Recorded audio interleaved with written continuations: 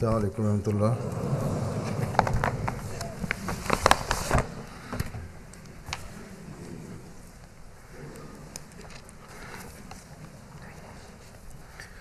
أشهد أن لا إله إلا الله وحده لا شريك له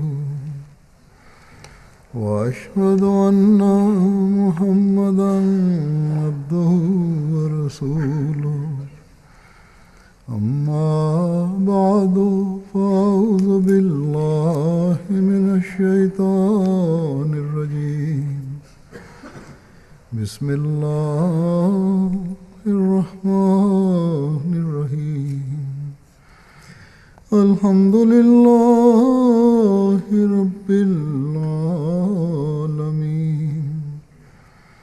الرحمن الرحيم مالك يوم الدين إياك نعبد وإياك نستعين اهدنا الصراط المستقيم صراط الذين أنعمت عليهم غير المغضوب عليهم ولا الضالين.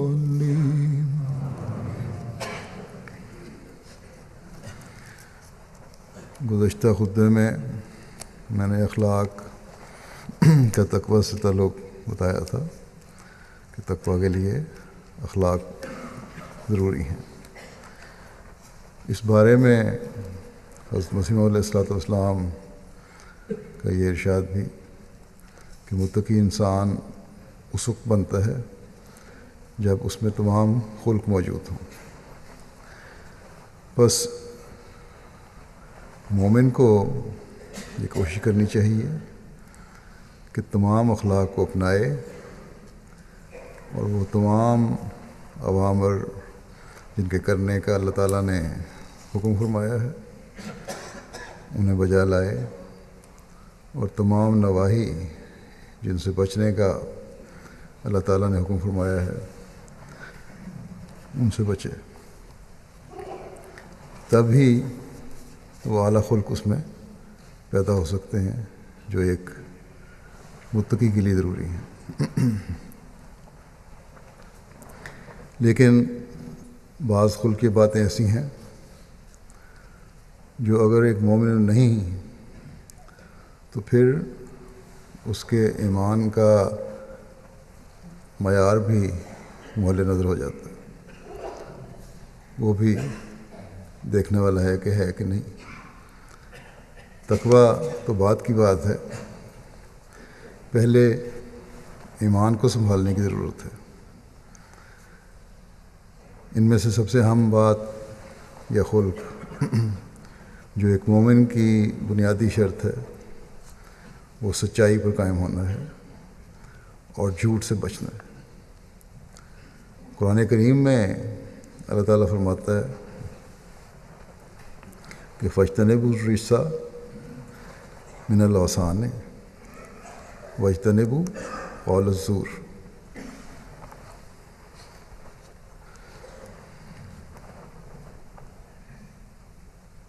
بس تم بتوں کی پلیدی سے بچو اور جھوٹ کہنے سے بچو. بس بتوں کی پرستش اور جھوٹ کو ملا کر واضح کر دیا کہ اگر ہمارے اندر سچائی نہیں اور سچی بات کہنے کی عادت نہیں تو یہ ایسا ہی بڑا گناہ ہے جیسے بتوں کو پوجنا. یہ ممکن ہی نہیں کہ ایک مومن کو خدا تعالیٰ کی وحدانیت پر بھی ایمان ہو اور پھر ظاہری یا مخفی بتوں کی پلیدی میں بھی وہ ملوث ہو. بس یہ بہت بڑی اور کھلی اور واضح وارننگ ہے ایک ایمان کا دعویٰ کرنے والے کے لیے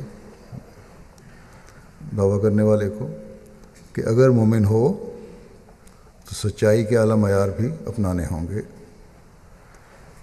ورنہ اپنے ایمان کی فکر کرو۔ حضرت مسیح موعود علیہ الصلوۃ والسلام نے بھی اس بارے میں بڑی کھول کر توجہ دلائی، بڑے واضح طور پہ بیان فرمایا ہے کہ بت کیا ہے، اور تم نے اپنے ایمان کو سلامت رکھنے کے لیے، اپنے ایمان میں ترقی کرنے کے لیے کس قسم کے بتوں کی پلیدی سے اعتراض کرنا ہے اور بچنا ہے، اور کیا طریقے اختیار کرنا ہے۔ حضرت مسیح موعود علیہ الصلوۃ والسلام نے اس مضمون کو اپنی مختلف کتب میں بھی بیان فرمایا ہے، مجالس میں بھی بار بار ذکر فرمایا ہے، اور بڑے واضح طور پر سچائی کی اہمیت بیان فرمائی ہے۔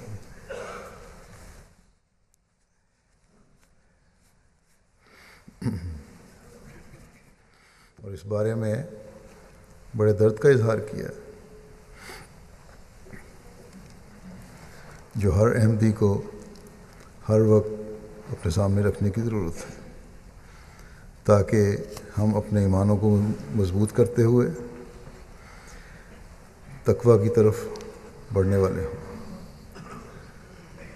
آپ کے مختلف اقتباسات اس بارے میں پیش کروں گا۔ بظاہر ایسی باتیں لگتی ہیں جو ایک جیسی ہیں، لیکن ہر فکرے میں ایک علیحدہ سبق اور نصیحت ہے۔ آپ فرماتے ہیں اپنی کتاب نور القرآن میں کہ قرآن شریف نے دروغ گوئی کو بت پرستی کے برابر ٹھہرایا ہے، جیسا کہ اللہ تعالیٰ فرماتا ہے فَاجْتَنِبُوا الرِّجْسَ مِنَ الْأَوْثَانِ وَاجْتَنِبُوا قَوْلَ الزُّورِ، یعنی بتوں کی پلیتی اور جھوٹ کی پلیتی سے پرہیز کرو۔ دونوں پلید ہیں، دونوں گندے ہیں، ان سے پرہیز کرو۔ پھر جھوٹ کی وجہ سے انسان کے خدا تعالیٰ سے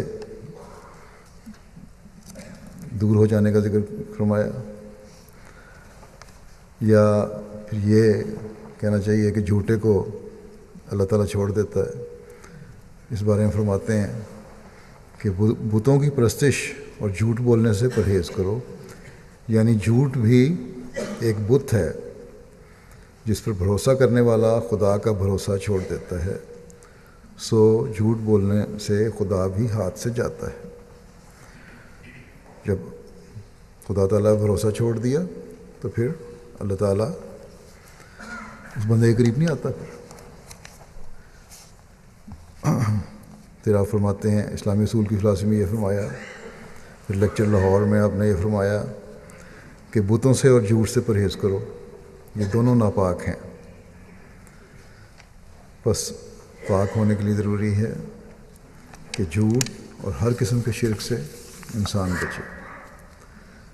پھر آپ نے ایک مجلس میں فرمایا کہ قرآن شریف نے جھوٹ کو بھی ایک نجاست اور رجس قرار دیا ہے، جیسا کہ فرمایا ہے فَاجْتَنِبُوا الرِّجْسَ مِنَ الْأَوْثَانِ وَاجْتَنِبُوا قَوْلَ الزُّورِ۔ دیکھو یہاں جھوٹ کو بت کے مقابل رکھا ہے، اور حقیقت میں جھوٹ بھی ایک بت ہی ہے، ورنہ کیوں سچائی کو چھوڑ کر دوسری طرف جاتا ہے؟ جیسے بت کے نیچے کوئی حقیقت نہیں ہوتی، اسی طرح جھوٹ کے نیچے بھی مجوز ملمہ ساری کے اور کچھ بھی نہیں ہوتا۔ ایک ظاہری صرف پالش کیا ہوتا ہے اپنے باتوں کو، ویسے کچھ بھی نہیں ہوتا اس کے نیچے۔ فرمایا کہ جھوٹ بولنے والوں کا اعتبار یہاں تک کم ہو جاتا ہے کہ اگر وہ سچ کہیں تب بھی یہی خیال ہوتا ہے کہ اس میں بھی کچھ جھوٹ کی ملاوٹ نہ ہو۔ اگر جھوٹ بولنے والے چاہیں کہ ہمارا جھوٹ کم ہو جاوے تو جلدی سے دور نہیں ہوتا، جب ان کو عادت پڑ جاتی ہے تو پھر جلدی سے دور نہیں ہوتا۔ فرمایا کہ مدت تک ریاضت کریں تب جا کر سچ بولنے کی عادت ان کو ہوگی۔ بعض عادی ہو جاتے ہیں کہ ہر بات میں انہوں نے غلط بیانی کرنی ہوتی ہے، اور نے فرمایا اس کے لیے بڑی محنت کی ضرورت پڑتی ہے پھر، اور بڑا لمبا عرصہ ایک مجاہدہ کرنا پڑتا ہے، پھر جا کر سچ بولنے کی عادت پڑتی ہے۔ پھر وہ لوگ جو یہ خیال کرتے ہیں کہ دنیاوی کامیابیاں اگر حاصل کرنی ہے تو کچھ نہ کچھ غلط بیانی اور جھوٹ بولنے کی ضرورت ہوگی، اس کے بغیر گزارا نہیں۔ ان کے ان خیالات کی نفی فرماتے ہوئے آپ فرماتے ہیں کہ بت پرستی کے ساتھ اس جھوٹ کو ملایا ہے۔ جیسا احمق انسان اللہ تعالیٰ کو چھوڑ کر پتھر کی طرف سر جھکاتا ہے، ویسے ہی صدق اور راستی کو چھوڑ کر اپنے مطلب کے لیے جھوٹ کو بت بناتا ہے۔ یہی وجہ ہے کہ اللہ تعالیٰ نے اس کو بت پرستی کے ساتھ ملایا اور اسی سے نسبت دی جیسے ایک بت سے نجات چاہتا ہے۔ فرمایا کہ جھوٹ بولنے والا بھی اپنی طرف سے بت بناتا ہے اور سمجھتا ہے کہ اس بت کے ذریعے نجات ہو جائے گی۔ فرماتے ہیں کہ ایسی خرابی آپ آ کر پڑی ہے، اگر کہا جاوے کہ کیوں بت پرست ہوتے ہو، اس نجاست کو چھوڑ دو، تو کہتے ہیں کیوں کر چھوڑ دیں، اس کے بغیر گزارا نہیں ہو سکتا۔ اس سے بڑھ کر اور کیا بدقسمتی ہو گئی کہ جھوٹ پر اپنی زندگی کا مدار سمجھتے ہیں۔ مگر میں تمہیں یقین دلاتا ہوں، فرمایا میں تمہیں یقین دلاتا ہوں کہ آخر سچ ہی کامیاب ہوتا ہے، بھلائی اور فتح اسی کی ہے۔ آپ فرماتے ہیں یقیناً یاد رکھو جھوٹ جیسی کوئی منحوس چیز نہیں۔ عام طور پر دنیا دار کہتے ہیں کہ سچ بولنے والے گرفتار ہو جاتے ہیں، مگر میں کیوں کر اس کو باور کروں؟ مجھ پر 7 مقدمے ہوئے، آپ فرماتے ہیں مجھ پر 7 مقدمے ہوئے، اور خدا تعالیٰ کے فضل سے کسی ایک میں ایک لفظ بھی مجھے جھوٹ لکھنے کی ضرورت نہیں پڑی۔ کوئی بتائے کہ کسی ایک میں بھی خدا تعالیٰ نے مجھے شکست دی ہو؟ اللہ تعالیٰ تو آپ سچائی کا حامی اور مددگار ہے۔ یہ ہو سکتا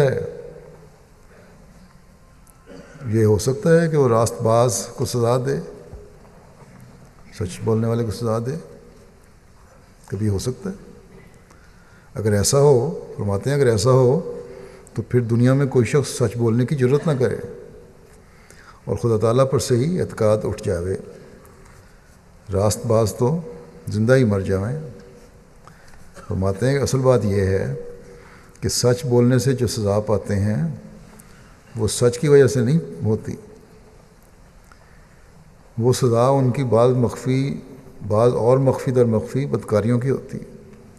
اگر کسی جرم میں پھنس گئے اور سچ بولا اور سزا مل گئی، اس وقت نیکی کا ایک دور آیا عارضی اور سچ بول دیا اور سزا مل گئی، تو انسان کو یہ نہ سمجھے کہ یہ سزا مجھے اس وجہ سے ملی ہے۔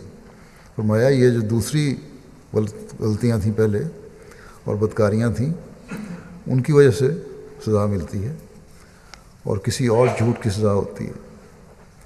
خدا تعالیٰ کے پاس تو فرماتے ہیں خدا تعالیٰ کے پاس تو ان بدیوں اور شرارتوں کا ایک سلسلہ ہوتا ہے، ان کی بہت سی خطائیں ہوتی ہیں اور کسی نہ کسی میں وہ سزا پا لیتے ہیں۔ سارا ریکارڈ جو ہماری اعمال کا ہے اللہ تعالیٰ کے پاس محفوظ ہے۔ لوگوں کے کمپیوٹر تو خراب ہو جاتے ہیں، ہیک ہو جاتے ہیں، سائبر اٹیک ہو جاتے ہیں، سارے ڈیٹا ختم ہو جاتا ہے، لیکن اللہ تعالیٰ کے پاس جو ریکارڈ ہے اس کو کوئی نہیں مٹا سکتا، وہ سارا موجود ہے۔ انسان بعض ہیلے بہانے کر کے دنیا کی سزا سے بچ سکتا ہے، لیکن خدا تعالیٰ کو دھوکہ نہیں دیا جا سکتا۔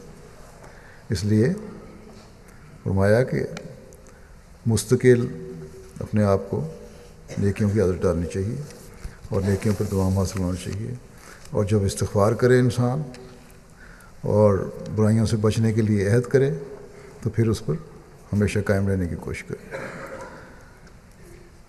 حضرت مسیح موعود علیہ الصلوۃ والسلام نے جو یہ فرمایا ہے کہ دنیا دار کہتا ہے کہ کس طرح جھوٹ چھوڑیں، اس کے بغیر گزارا نہیں. یہ صرف بہت بڑے مفاد کے حصول کے لیے نہیں ہے، بلکہ دنیا داروں کی تو یہ حالت ہے کہ ہر معاملے میں چھوٹی سے چھوٹی بات میں بھی جھوٹ بولتے ہیں. چنانچہ گزشتہ دنوں جو نیا نیشنل جغرافی کا آیا رسالہ، اس میں ایک بڑا مضمون تھا، مختلف مضامین تھے جھوٹ کے بارے میں، اور یہ تحقیق تھی کہ ہم جھوٹ کیوں بولتے ہیں. اس بات کو بیان کیا ہے اس میں کہ بظاہر کامیابیاں جھوٹ کی وجہ سے ہوتی ہیں، جس نے فرمایا کہ لوگ سمجھتے ہیں کہ کامیابیاں جھوٹ کی وجہ سے ہوتی ہیں. اس نے بھی یہی لکھا. اور یہ ثابت کرنے کی کوشش بھی کی ہے اس میں کہ انسان کی فطرت ہے جھوٹ بولنا، حالانکہ انسان کی فطرت نہیں بلکہ ماحول جھوٹا بناتا ہے. اور ان لوگوں نے تو پھر کیونکہ اپنے ان کے دنیاوی مقاصد بھی ہوتے ہیں، اسی مضمون میں اس طرح اس کو ہوا دی ہے، جھوٹ بولنے کی کو جسٹیفائی کرنے کی کوشش کی ہے کہ یہ بچپن سے ہی عادت ہو جاتی ہے. حالانکہ بچپن میں بھی ماحول ایسا ہوتا ہے جو عادت ڈالتا ہے. اور اب تو ان کا یہ حال ہے، بڑے فخر سے تصویریں دی گئی ان لوگوں کی جو جھوٹ بولنے کے مقابلوں میں حصہ لیتے ہیں، بڑے چیمپئن بنتے ہیں اور انعام دیا جاتا ہے اس بات پر. چنانچہ ایک انعام حاصل کرنے والے نے کہا کہ بعض کہانیاں کچھ تو میری صحیح ہوتی ہیں جو میں بیان کرتا ہوں، لیکن ان کہانیوں پہ بھی اگر ملمہ سازی نہ ہو جھوٹ کی، جیسا کہ انسان نے فرمایا، تو لوگوں کے لیے انتہائی بورنگ ہو جائیں میری باتیں، کوئی ان پہ توجہ نہ دے. اس لیے لوگوں کی توجہ کھینچنے کے لیے جھوٹ بولتا ہوں.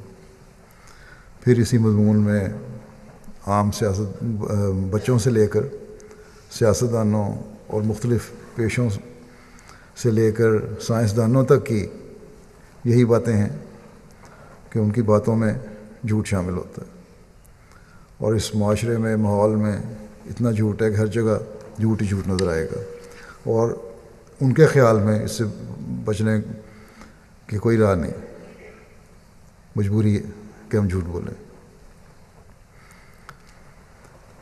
ہم لوگ جو یہ کہتے ہیں کہ ان لوگوں کا سچائی کا معیار بہت اچھا ہے مغربی قوموں کا، تو اس مضمون کو پڑھ کر لگتا ہے کہ ان کی ہر بات کی بنیاد جھوٹ پر ہے. انہوں نے جو سروے کیا، ابتدائی سروے ایک کیا پہلے، اس سے پتہ چلا کہ ہر شخص روزانہ 3-4 جھوٹ بولتا ہے. اور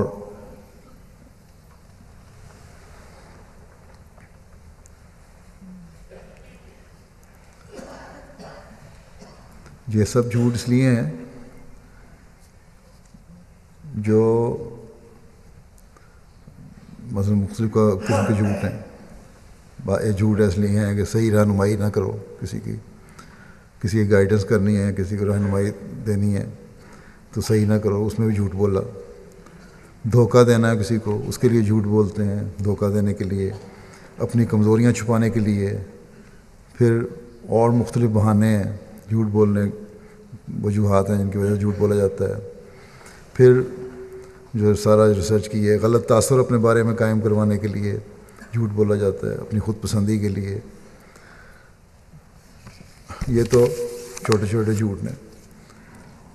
بڑے جھوٹوں میں اس نے ذکر کیا کہ خاوند اور بیوی اپنے تعلقات سے جو ان کے غیروں سے ہوتے ہیں ایک دوسرے کے، ان کو چھپانے کے لیے جھوٹ بولتے ہیں. جو بیوی اور خاوند کی دوستیاں غلط رنگ میں ہو جاتی ہیں آزادی کی وجہ سے، اس پہ جھوٹ بولنا پڑتا ہے.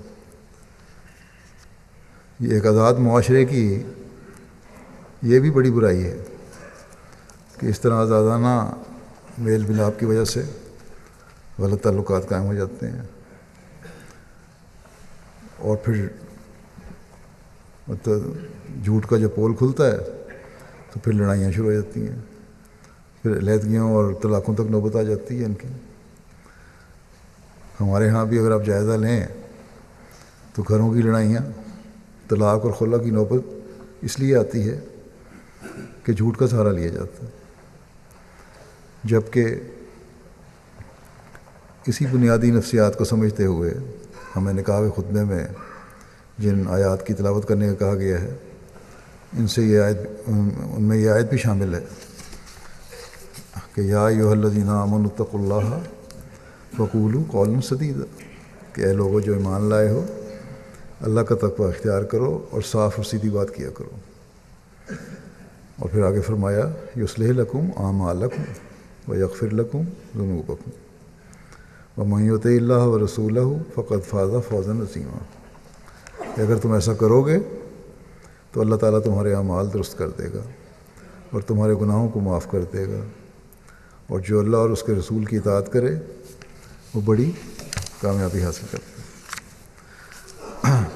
اب ایک اطاعت میں یہی ہے کہ جب آزادیاں ہوتی ہیں، آزادی کے نام پھر پردے ختم ہوتے ہیں، اور جب پردے ختم ہوتے ہیں تو پھر شکوک پیدا ہوتے ہیں، اور اس طرح پھر بد اعتمادی پیدا ہوتی ہے، پھر جھوٹ کا سہارا لینا پڑتا ہے، ایک سلسلہ چل پڑتا ہے جو نہ ختم ہونے والا سلسلہ ہے۔ بہرحال اللہ تعالیٰ نے یہاں میاں بیوی کو تعلق میں اس حد تک سچائی کی بات کی ہے کہ کوئی ہچ پیش نہ ہو، سچائی کا اعلیٰ ترین معیار ہو، اور اس سے جہاں تمہارے تعلقات خوشگوار رہیں گے، تمہارے بچے بھی بہت سے مسائل سے بچیں گے۔ اللہ تعالیٰ تمہارے گناہ بھی معاف کرے گا اور فوز عظیم اور بڑی کامیابیاں بھی عطا کرے گا۔ بس یہ خوبصورت حکم ہے اسلام کا، لیکن اس کے باوجود جو قول سدید سے کام نہیں لیتے، اپنے رشتے کو بگاڑتے ہیں، اپنے اعتماد کو جھوٹ کی وجہ سے قائم نہیں رکھتے، اس سے زیادہ بدقسمت اور کون ہو سکتا؟ ہمارے ہاں بھی خلا اور طلاقوں کی شرح اس لیے بڑھ رہی ہے کہ اللہ تعالیٰ کے حکموں سے دوری ہے۔ یہ دنیا دار جن کی کوئی رہنمائی نہیں ہے،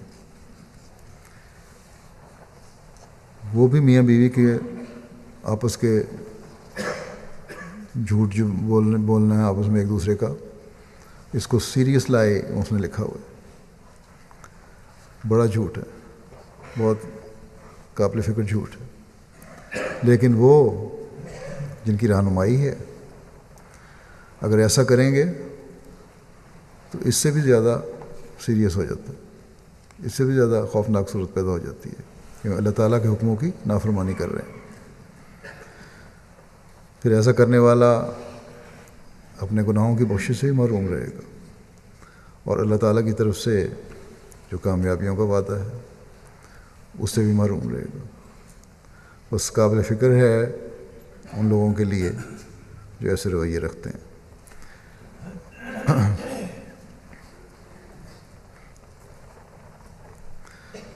اس نے لکھا ہے اس میں یہ بھی کہ لوگ عام طور پر جھوٹ بولتے ہیں اپنی غلطیاں چھپانے کے لیے، جو زیادہ پرسنٹیج ان کی بن رہی ہے، لوگوں سے بچنے کے لیے، لوگوں کا سامنا کرنے سے بچنے کے لیے، ملنا نہیں چاہتے تو کہہ دیا کہ گھر پر نہیں ہے، بیوی ہے، بچوں کو کہہ دیا۔ بعض لوگ اپنے بچوں کو کہہ دیتے ہیں کہ آنے والے کو یا فون کرنے والے کو کہہ دو کہ میرے باپ گھر پہ نہیں ہے یا ماں گھر پہ نہیں ہے۔ اس طرح بچوں کو بھی جھوٹ کی عادت ڈال رہے ہوتے ہیں۔ تو یہ فطرت نہیں ہے، بلکہ بعض عمل ہیں بڑوں کے جو بچوں کو بھی جھوٹ کی طرف لے جاتے ہیں۔ پھر جس نے لکھا ہے کہ بغیر کسی محرک کے عادتاً بھی لوگ جھوٹ بولتے ہیں، اور عادت بھی اصل میں ماحول کی وجہ سے پڑ رہی ہوتی ہے۔ پھر اس نے لکھا ہے کہ حقائق کو نظر انداز کرنے کے لیے بھی جھوٹ بولتے ہیں، صحیح باتیں نہ بتانی پڑیں، حقائق چھپانے پڑیں، اس کے لیے جھوٹ بولتے ہیں، دوسروں کو نقصان پہنچانے کے لیے جھوٹ بولتے ہیں، اچھا بننے کے لیے جھوٹ بولتے ہیں، لوگوں کو ہنسانے کے لیے جھوٹ بولتے ہیں۔ لطیفہ سنایا، بڑا مذاق ہو رہا ہے، حالانکہ پاکیزہ صاف مذاق بھی ہو سکتا ہے۔ پھر خود پسندی کے لیے جھوٹ بولتے ہیں، ذاتی مفادات کے علاوہ ذاتی مفادات ایسے جو مالی مفادات نہ ہو، مالی منفعت نہ ہو، اس کے لیے جھوٹ بولا جاتا ہے۔ مالی منفعت اٹھانے کے لیے، حاصل کرنے کے لیے جھوٹ بولا جاتا ہے۔ تو اس سروے نے علیحدہ ہر قسم کے جھوٹ بولنے والوں کی فیصد شرح نکالی ہوئی ہے۔ تو ان میں غلطیاں چھپانے والے، مالی منفعت والے اور دوسرے جو متفرق مفادات ہیں حاصل کرنے کے لیے،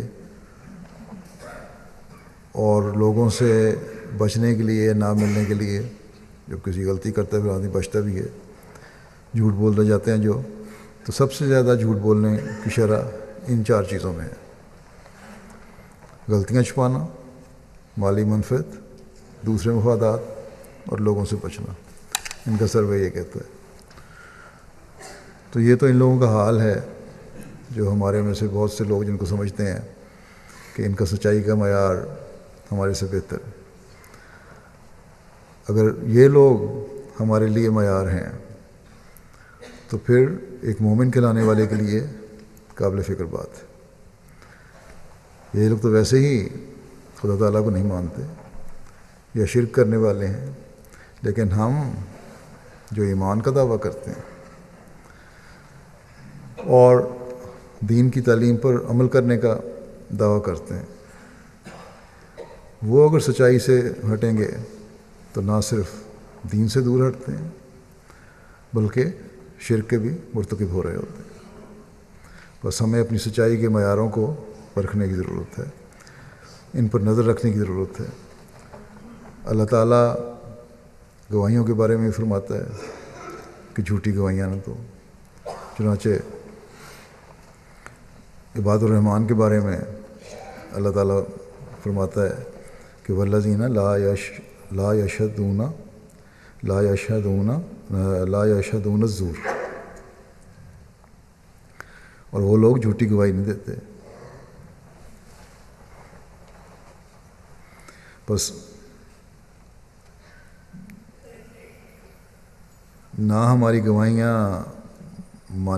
مالی منفعت کے لیے یا مفادات کے لیے جھوٹی ہونی چاہیے، نہ کسی اور مقصد کے لیے یہ جھوٹی ہونی چاہیے، کیونکہ اگر ہم چاہتے ہیں کہ رحمان خدا کے بندے بنیں اور ایمان میں بڑھیں تو پھر ان جھوٹوں سے بچنا ہوگا، بلکہ شیطان سے بچنے کے لیے بھی ضروری ہے۔ اور شیطان کیونکہ جھوٹ بولنے سے رحمان خدا سے قطع تعلقی ہوگی، اس سے تعلق ختم ہوگا، اور جب خدا سے تعلق ختم ہو تو حضرت مسیح موعود علیہ السلام نے فرمایا ایک جگہ کہ پھر شیطان سے تعلق قائم ہو جاتا ہے، شیطان کی پکڑ میں انسان آ جاتا ہے۔ ہماری سچائی کے معیار کیا ہونے چاہیے اور کس طرح ہم نے جھوٹ سے بچنا ہے، اس بات کو بیان فرماتے ہوئے ایک جگہ حضرت مسیح موعود علیہ السلام فرماتے ہیں کہ مجھے اس وقت اس نصیحت کی حاجت نہیں کہ تم خون نہ کرو، کیونکہ بجز نہایت شریر آدمی کے کون ناحق کے خون کی طرف قدم اٹھاتا ہے، کسی کا قتل کوئی نہیں کرتا۔ فرماتے ہیں مگر میں کہتا ہوں کہ نا انصافی پر ضد کر کے سچائی کا خون نہ کرو، حق کو قبول کر لو اگرچہ ایک بچے سے، اور اگر مخالف کی طرف حق پاؤ تو پھر فی الفور اپنے خشک منطق کو چھوڑ دو۔ اگر بچہ بھی یہ کوئی سچی بات کر رہا ہے تو اس کو قبول کر لینا چاہیے، ضد نہیں کرنی چاہیے۔ فرمایا کہ سچ پر ٹھہر جاؤ اور سچی گواہی دو، جیسا کہ اللہ جل شانہ فرماتا ہے اجتنبوا الرجس من الاوثان واجتنبوا قول الزور، یعنی بتوں کی پلیدی سے بچو اور جھوٹ سے بھی کہ وہ بت سے کم نہیں۔ فرمایا کہ جو چیز قبلہ حق سے تمہارا منہ پھیرتی ہے جو سچائی سے تمہارا منہ پھیرتی ہے، سچائی سے دوسری طرف لے کر جاتی ہے، وہی تمہاری راہ میں بت ہے۔ سچی گواہی دو، اگرچہ تمہارے باپوں یا بھائیوں یا دوستوں پر ہو۔ چاہیے کہ کوئی عداوت بھی تمہیں انصاف سے ماننا کرے، انصاف سے ہٹو گے تو جھوٹ بھی ہوگا۔ کسی عیسائی نے یہ اعتراض کیا کہ حضرت صلی اللہ علیہ وسلم نے 3 جگہ جھوٹ بولنے کی اجازت دی ہے، اور اپنے دین کو چھپانے کے لیے قرآن میں صاف حکم دے دیا ہے کہ جھوٹ بول لو۔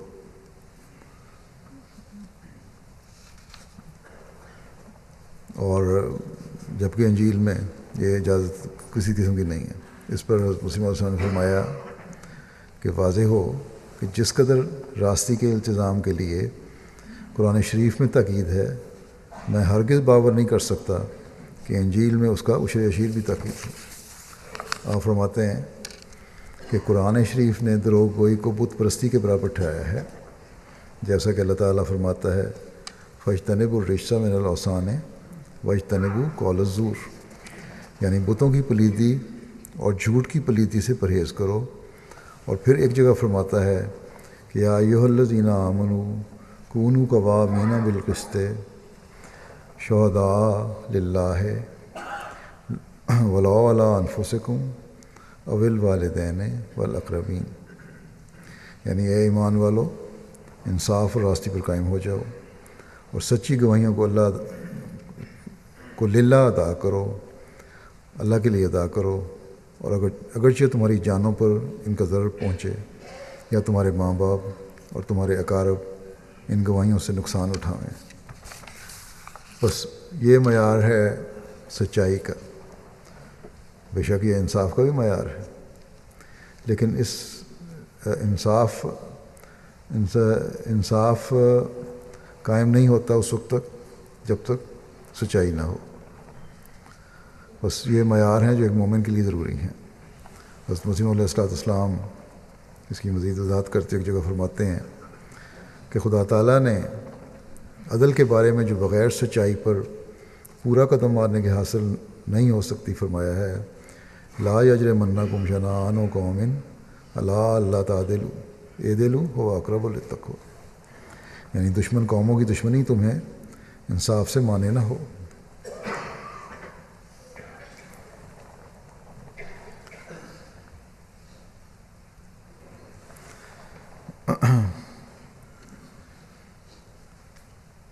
فرمایا کہ انصاف پر قائم رہو کہ تقویٰ اسی میں ہے۔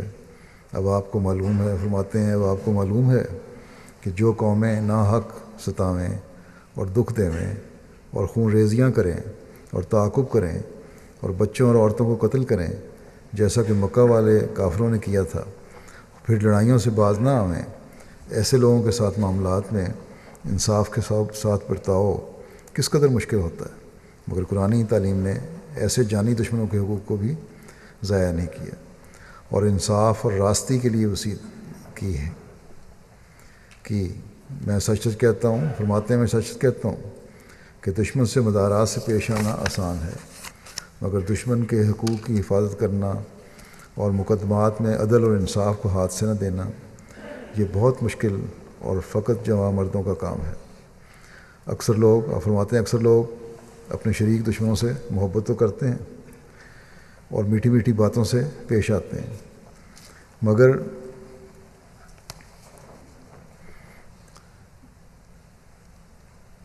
ان کے حقوق دبا لیتے ہیں، وہاں حق دبانے کے لیے جھوٹ بول جاتے ہیں، انصاف سے کام نہیں لیتے، جھوٹ بولتے ہیں۔ فرماتے ہیں ایک بھائی دوسرے بھائی سے محبت کرتا ہے اور محبت کے پردے میں دھوکہ دے کر اس کے حقوق دبا لیتا ہے۔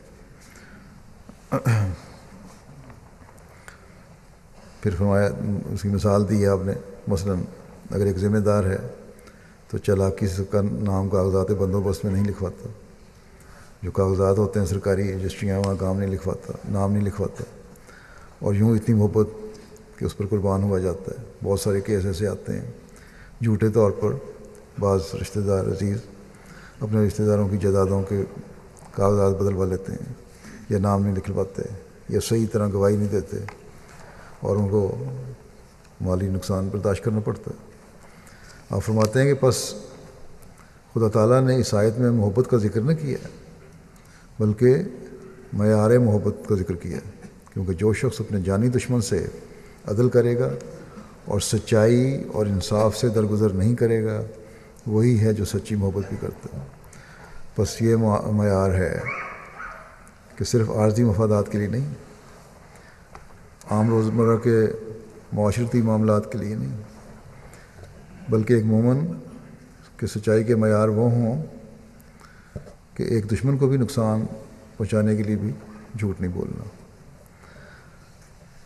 جب دشمن سے یہ معیار ہوں گے سچائی کے تو پھر آپس کے تعلقات میں سچائی کے معیار بڑھنے کی وجہ سے محبت کے معیار بڑھیں گے، اور محبت میں جھوٹ نہیں ہوتا۔ یہ نہیں ہو سکتا کہ کسی سے محبت بھی ہو اور پھر جھوٹ بھی بولا جائے، کیونکہ محبت بے اختیار ہوتی ہے۔ بس یہ وہ معیار ہیں جو حاصل کرنے کی کوشش کرنی چاہیے۔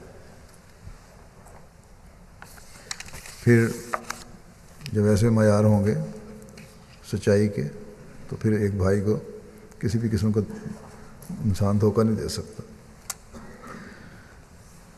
سچائی کی اہمیت بیان فرماتے ہوئے حضرت مسیح علیہ السلام مزید نصیحت کرتے ہوئے فرماتے ہیں کہ حرام خوری اس قدر نقصان نہیں پہنچاتی جیسے قول زور، جھوٹی بات۔ اس سے کوئی یہ نہ سمجھ بیٹھے کہ حرام خوری اچھی چیز ہے، یہ سخت غلطی ہے۔ اگر کوئی ایسا سمجھے تو غلط ہے۔ فرماتے ہیں کہ میرا مطلب یہ ہے کہ ایک شخص جو اضطراراً سور کھا لے تو یہ امر دیگر ہے، لیکن اگر وہ اپنی زبان سے خنزیر کا فتویٰ دے تو وہ اسلام سے دور نکل جاتا ہے۔ اضطراری طور پر سور اور گوشت کھانے کی اجازت ہے، کھا لے، بھوکا مر رہا ہے، کوئی اور چیز ہے، لیکن زبان سے فتویٰ دے دینا کہ سور کھانا جائز ہے، یہ جو ہے اسلام سے دور کر دیتا ہے انسان کو۔ فرماتے ہیں کہ اللہ تعالیٰ کے حرام کو حلال ٹھہراتا ہے اس طرح انسان۔ پھر فرماتے ہیں غرض اس سے معلوم ہوا کہ زبان کا زیاں خطرناک ہے، اس لیے متقی اپنی زبان کو بہت ہی قابو میں رکھتا ہے، اس کے منہ سے کوئی ایسی بات نہیں نکلتی جو تقویٰ کے خلاف ہو۔ بس تم اپنی زبانوں پر حکومت کرو، نہ یہ کہ زبانیں تم پر حکومت کریں اور اناپ شناپ بولتے رہو۔ انسان کو اپنی زبان پر کنٹرول ہونا چاہیے، یہ حکومت ہے زبان پر، نہ یہ کہ جو زبان میں آئے بول دیا انسان نے۔ اس سے پھر جھوٹ سچ ہر چیز نکلتی جاتی بات، اور پھر فتنے اور فساد پیدا ہوتے ہیں۔ پھر بس ہر وقت یہ خیال رکھنے کی ضرورت ہے کہ ہماری زبان ہمیشہ سچائی کے اس معیار پر قائم ہو جو نہ صرف یہ ہے کہ شرک سے محفوظ رکھنے والی ہے بلکہ تقویٰ کے معیاروں کو بھی حاصل کرنے والی ہو، اسے محفوظ رہے کر۔ جھوٹ میں ملوث لوگوں کی مختلف حالتیں جو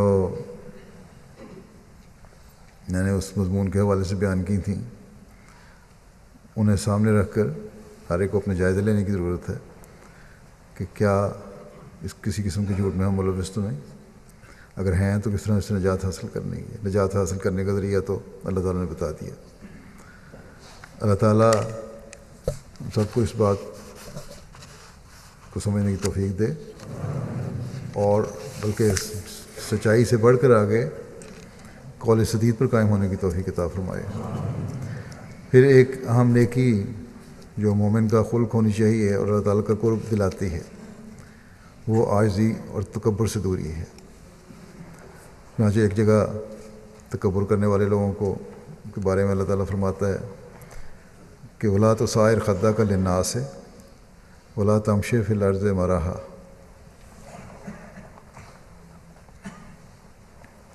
ان اللہ لا یحب کل مختال فخور، کہ اور نخوت سے انسانوں کے لیے اپنے گالوں کو نہ پھیلاؤ اور زمین میں یوں ہی اکڑتے ہوئے نہ پھرا کرو۔ اللہ تعالیٰ کسی تکبر کرنے والے اور فخر و مباحت کرنے والے کو پسند نہیں کرتا۔ حضرت مسیح علیہ السلام نے بھی اس مضمون کو بڑی جگہ بیان فرمایا ہے۔ آپ فرماتے ہیں ایک جگہ کہ ایسے لوگ ہیں جو انبیاء علیہ السلام سے حالانکہ کروڑوں حصے نیچے کے درجے میں ہوتے ہیں، ان کا کوئی مقابلہ ہی نہیں انبیاء کے ساتھ، وہ کہتے ہیں جو 2 دن نماز پڑھ کر تکبر کرنے لگ جاتے ہیں، ایسا ہی روزہ اور حج سے بجائے تزکیہ کے ان میں تکبر اور نمود پیدا ہوتی ہے۔ آج کل بھی رمضان میں بھی بعض لوگ عبادت کرتے ہیں، زیادہ موقع مل جاتا ہے یا کوئی سچی خوابیں آ جائیں، اس کی وجہ سے بے انتہا فخر ہو جاتا ہے۔ اس وجہ سے بچنا چاہیے، استغفار کرنی چاہیے۔ آپ فرماتے ہیں کہ یاد رکھو تکبر شیطان سے آیا ہے اور شیطان بنا دیتا ہے، جب تک انسان اس سے دور نہ ہو یہ قبول حق اور فیضان الوہیت کی راہ میں روک ہو جاتا ہے۔ کسی طرح سے بھی تکبر نہیں کرنا چاہیے، نہ علم کے لحاظ سے، نہ دولت کے لحاظ سے، نہ وجاہت کے لحاظ سے، نہ ذات اور خاندان اور حسب نسب کی وجہ سے، کیونکہ زیادہ تر انہی باتوں سے یہ تکبر پیدا ہوتا ہے۔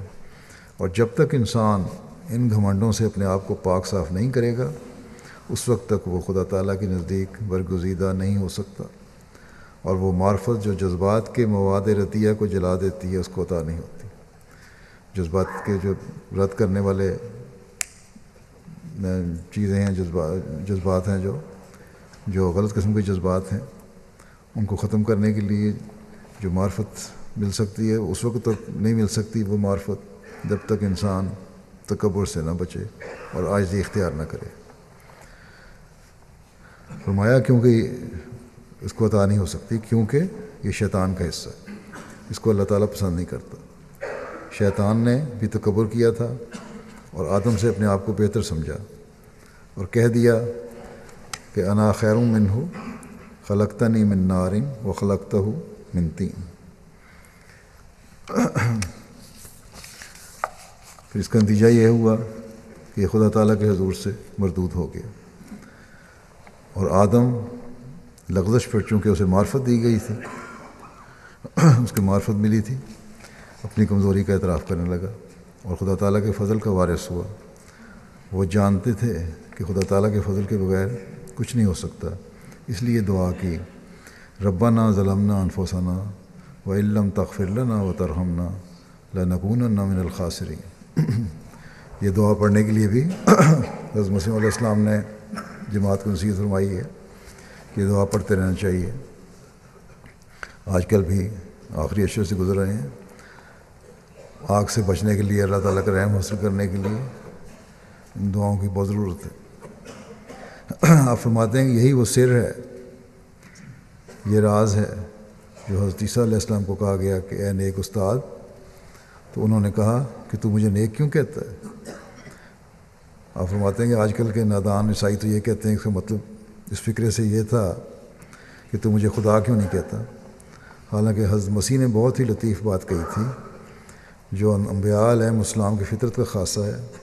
وہ جانتے تھے کہ حقیقی نیکی تو خدا تعالیٰ سے ہی آتی ہے، وہی اس کا چشمہ ہے اور وہیں سے وہ اترتی ہے، وہ جس کو چاہے عطا کرے اور جب چاہے سلب کرے۔ مگر ان نادانوں نے ایک عمدہ اور قابل قدر بات کو معیوب بنا دیا اور حضرت عیسیٰ کو متکبر ثابت کیا، حالانکہ وہ ایک منکسر المزاج انسان تھے۔ پھر پاک ہونے کا ایک طریق بیان کرتے ہوئے فرماتے ہیں میرے نزدیک پاک ہونے کا یہ عمدہ طریق ہے اور ممکن نہیں کہ اس سے بہتر کوئی اور طریق مل سکے کہ انسان کسی قسم کا تکبر اور فخر نہ کرے۔ پاک ہونا ہے تو کسی قسم کا تکبر اور فخر نہ کرو، نہ علمی، نہ خاندانی، نہ مالی۔ جب خدا تعالیٰ کسی کو آنکھ عطا کرتا ہے تو وہ دیکھ لیتا ہے کہ ہر ایک روشنی جو ان ظلمتوں سے نجات دے سکتی ہے وہ آسمان سے ہی آتی ہے، اور انسان ہر وقت آسمانی روشنی کا محتاج ہے۔ آنکھ بھی دیکھ نہیں سکتی جب تک سورج کی روشنی جو آسمان سے آتی ہے نہ آئے۔ اسی طرح باطنی روشنی جو ہر ایک قسم کی ظلمت کو دور کرتی ہے اور اس کے بجائے تقویٰ اور طہارت کا نور پیدا کرتی ہے، آسمان سے ہی آتی ہے۔ میں سچ سچ کہتا ہوں کہ انسان کا تقویٰ، ایمان، عبادت، طہارت سب کچھ آسمان سے آتا ہے، اور یہ خدا تعالیٰ کے فضل پر موقوف ہے۔ وہ چاہے تو اس کو قائم رکھے اور چاہے تو دور کر دے۔ پھر آپ فرماتے ہیں بس سچی معرفت اسی کا نام ہے کہ انسان اپنے نفس کو مصلوب اور لا شے محض سمجھے اور آستانہ الوہیت پر گر کر انکسار اور عجز کے ساتھ خدا تعالیٰ کے فضل کو طلب کرے اور اس نور معرفت کو مانگے جو جذبات نفس کو جلا دیتا ہے اور اندر ایک روشنی اور نیکیوں کے لیے قوت اور حرارت پیدا کرتا ہے۔ پھر اگر اس کے فضل سے اس کو حصہ مل جاوے اور کسی وقت کسی قسم کا بست اور شرح صدر حاصل ہو جاوے تو اس پر تکبر اور ناز نہ کرے۔ اگر اللہ تعالیٰ سے تعلق پیدا ہو جائے، دعاؤں کی قبولیت کے نظارے دیکھنے لگے، ایک خاص قسم کی دل میں تسکین پیدا ہو جائے، تو پھر اس پر تکبر اور ناز نہ کرو، بلکہ اس کی فروتنی اور انکسار میں اور بھی ترقی ہو۔ اس تعلق کی وجہ سے، اللہ تعالیٰ کے اس فضل کی وجہ سے مزید انکسار میں بڑھو، کیونکہ جس قدر وہ اپنے آپ کو لا شے سمجھے گا، اسی قدر کیفیات اور انوار خدا تعالیٰ سے اتریں گے جو اس کو روشنی اور قوت پہنچائیں گے۔ اگر انسان یہ عقیدہ رکھے گا تو امید ہے کہ اللہ تعالیٰ کے فضل سے اس کی اخلاقی حالت عمدہ ہو جائے گی۔ دنیا میں اپنے آپ کو کچھ سمجھنا بھی تکبر ہے اور یہی حالت بنا دیتا ہے۔ پھر انسان کی یہ حالت ہو جاتی ہے کہ دوسرے پر لعنت کرتا ہے اور اسے حقیقت سمجھتا ہے۔ تکبر دور کرنے کے لیے ضروری ہے کہ اپنے ہر خلق کو انسان اللہ تعالیٰ کی طرف منسوب کرے، ہر اچھی بات کو اللہ تعالیٰ کی طرف منسوب کرے۔ اس کی وضاحت مزید فرماتے ہوئے فرماتے ہیں کہ در حقیقت یہ گند جو نفس کے جذبات کا ہے اور بد اخلاقی، کبر، ریا وغیرہ صورتوں میں ظاہر ہوتا ہے، اس پر موت نہیں آتی جب تک اللہ تعالیٰ کا فضل نہ ہو، اور یہ مواد ردیہ جل نہیں سکتے جب تک معرفت کی آگ ان کو نہ جلائے۔ جس میں یہ معرفت کی آگ پیدا ہو جاتی ہے وہ ان اخلاقی کمزوریوں سے پاک ہونے لگتا ہے اور بڑا ہو کر بھی اپنے آپ کو چھوٹا سمجھتا ہے اور اپنی ہستی کو کچھ حقیقت نہیں پاتا۔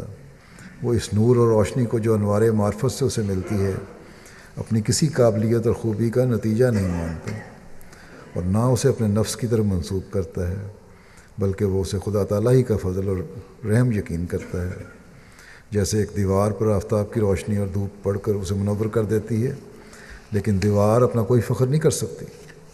سورج کی روشنی دیوار پر پڑتی ہے، روشن ہو جاتی ہے، تو دیوار کو اس پہ کوئی فخر نہیں کہ یہ روشنی میری قابلیت کی وجہ سے ہے۔ یہ فرماتے ہیں کہ ایک دوسری بات ہے کہ جس قدر وہ دیوار صاف ہوگی اسی قدر روشنی زیادہ صاف ہوگی۔ صاف دیوار و چمکیلی ہو تو روشنی زیادہ چمک کے ظاہر ہوگی، لیکن کسی حال میں دیوار کی ذاتی قابلیت اس روشنی کے لیے کوئی نہیں، بلکہ اس کا فخر آفتاب کو ہے، اور ایسا ہی وہ آفتاب کو یہ بھی نہیں کہہ سکتی کہ تو اس روشنی کو اٹھا لے۔ فرماتے ہیں کہ اسی طرح انبیاء علیہ السلام کے نفوس صافیہ ہوتے ہیں، اللہ تعالیٰ کے فیضان اور فیوز سے معرفت کے انوار ان پر پڑتے ہیں اور ان کو روشن کر دیتے ہیں۔ اس لیے وہ ذاتی طور پر کوئی دعویٰ نہیں کرتے، بلکہ ہر ایک فیض کو اللہ تعالیٰ ہی کی طرف منسوب کرتے ہیں، اور یہی سچ بھی ہوتا ہے۔ یہی وجہ ہے کہ جب حضرت صلی اللہ علیہ وسلم سے پوچھا گیا کہ کیا آپ اعمال سے داخل جنت ہوں گے، تو یہی فرمایا کہ ہرگز نہیں، بلکہ خدا تعالیٰ کے فضل سے۔ فرمایا کہ انبیاء علیہ السلام کبھی کسی قوت اور طاقت کو اپنی طرف منسوب نہیں کرتے، وہ خدا ہی سے پاتے ہیں اور اسی کا نام لیتے ہیں۔ بس جو انبیاء جو اللہ تعالیٰ کے خاص بندے ہیں ان کا یہ حال ہے۔ ایک عام انسان کو کتنی عاجزی دکھانی چاہیے اور کتنا اللہ تعالیٰ کے فضلوں پر شکر گزار ہوتے ہوئے مزید جھکتے چلا جانا چاہیے۔ تکبر انسان میں روحانی موت لاتا ہے اور خدا تعالیٰ سے انسان دور ہو جاتا ہے۔ اس بات کو بیان فرماتے ہوئے انہوں نے فرمایا کہ اللہ تعالیٰ بہت رحیم و کریم ہے، وہ ہر طرح انسان کی پرورش فرماتا ہے، اس پر رحم کرتا ہے، اسی رحم کی وجہ سے وہ اپنے ماموروں اور مرسلوں کو بھیجتا ہے تا وہ اہل دنیا کو گناہ آلود زندگی سے نجات دیں۔ مگر تکبر بہت خطرناک بیماری ہے، جس انسان میں یہ پیدا ہو جاوے اس کے لیے روحانی موت ہے۔ فرمایا کہ میں یقیناً جانتا ہوں کہ یہ بیماری قتل سے بھی بڑھ کر ہے۔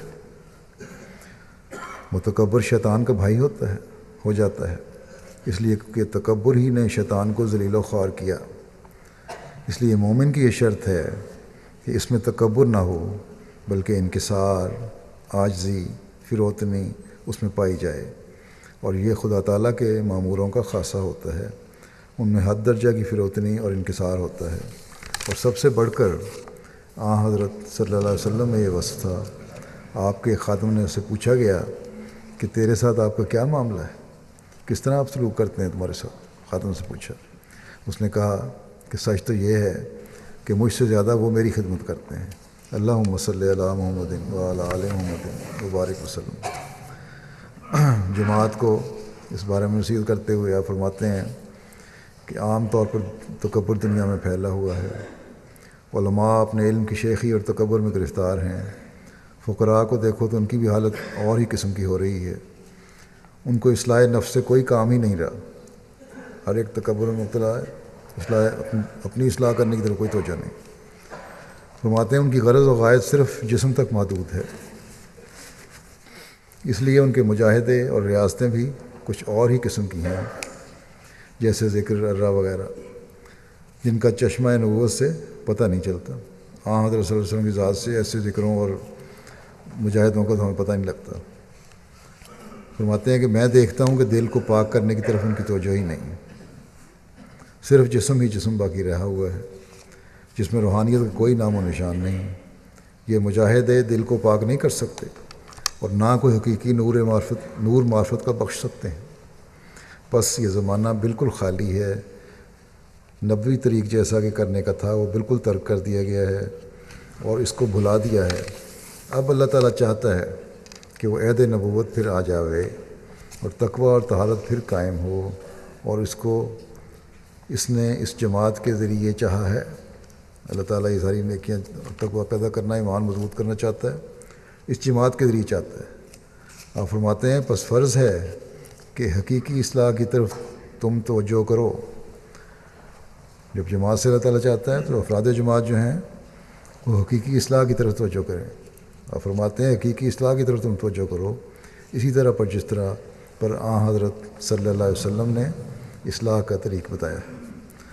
اللہ تعالیٰ ہمیں حضرت صلی اللہ علیہ وسلم کی سنت اور آپ کے بتائے ہوئے طریق پر چلتے ہوئے تمام برائیوں سے بچنے اور تمام اعلیٰ اخلاق کو حاصل کرنے کی توفیق عطا فرمائے۔ ہماری سچائیوں کے بھی وہ معیار ہوں جو اللہ تعالیٰ کا قرب دلانے والے ہوں، اور ہماری عاجزی کے بھی وہ معیار ہوں جو خدا تعالیٰ کو پسند آئیں۔ ہم حضرت مسیح علیہ السلام کی جماعت کے ایسے افراد بنیں جیسا کہ وہ ہمیں دیکھنا چاہتے ہیں۔